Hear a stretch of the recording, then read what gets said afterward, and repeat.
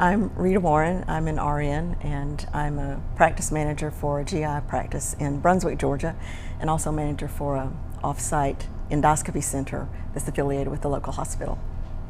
I'm Rachel Applegate, and I'm also an RN. I'm a charge nurse on a cardiac step-down type floor here in Macon. A few weeks ago, my family and I ate at Metro Diner, and as we were leaving, I heard that there was a situation at a nearby table.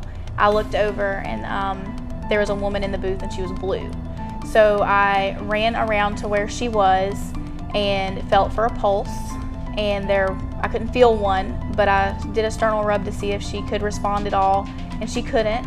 So her husband, my fiance, and I got her to the floor gently. I checked for a pulse again and then started CPR. When I got to 30 compressions, another nurse showed up with a mask to do the breaths. And then when I got tired, Rita showed up in position, ready to go and continue compressions. Well, I was sitting in a booth, and I noticed some commotion over in the floor and realized that someone was lying in the floor. So I pushed my husband out and said, "Let me out, let me out." I went over and they were already doing CPR, so I just went to the opposite side from where Rachel was, and I said, "I'm a nurse, can I help you?"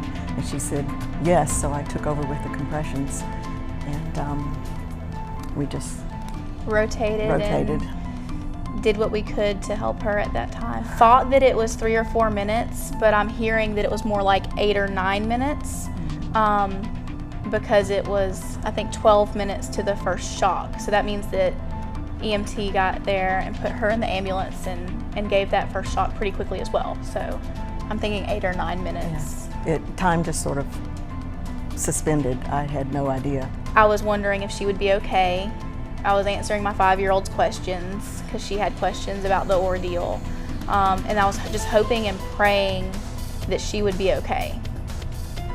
That's the way I know the statistics of, people who have CPR outside of a hospital setting and how few survive. And I knew there was no way for me to find out anything. I wasn't family.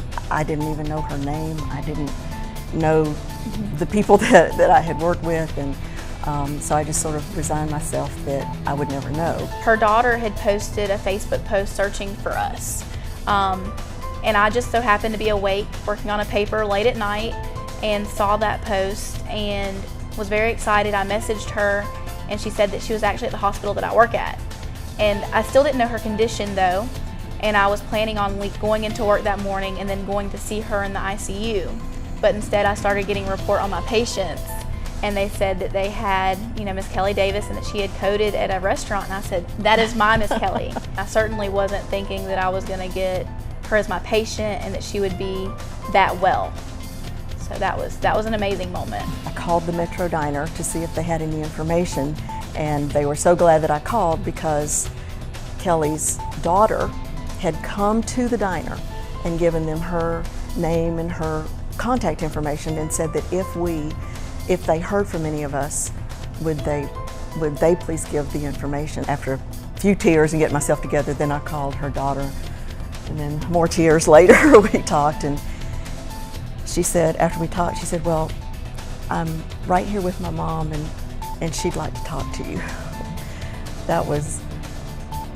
It was wonderful. It was difficult. We both cried, but it was so wonderful just to have that moment on the phone and to speak with her.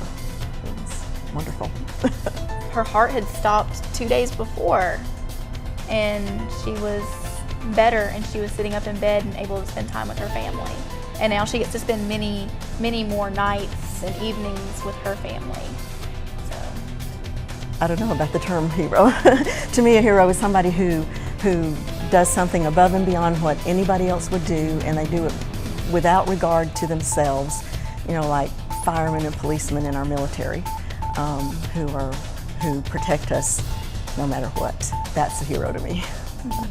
I agree with that. It's been difficult being called a hero because it's just what we do every day. It's what we do in the hospital.